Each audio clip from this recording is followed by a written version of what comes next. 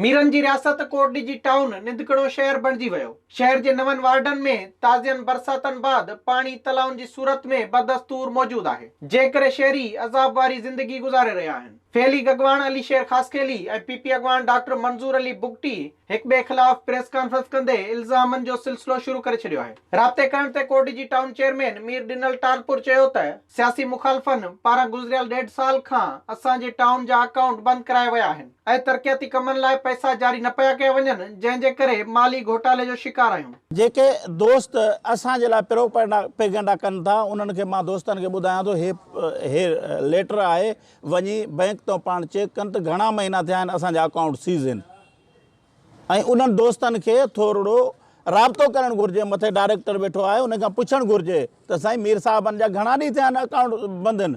ऐं उहे दोस्त एतिरी असांजे लाइ जेकॾहिं एतिरी सोशल मीडिया ते वठां था कनि, इहो डायरेक्टर जे लाइ लिखनि त छो कोटडीजी जा तव्हां अकाउंट सीज़ कया आहिनि। होॾा शहरनि वसवारनि खां मुतालबो कयो त जल्द खां जल्द शहर मां गंदो पाणी निकाल कराइण जो बंदोबस्त कयो वञे, ॿी सूरत में एहतजाज करण जो हक़ रखूं था।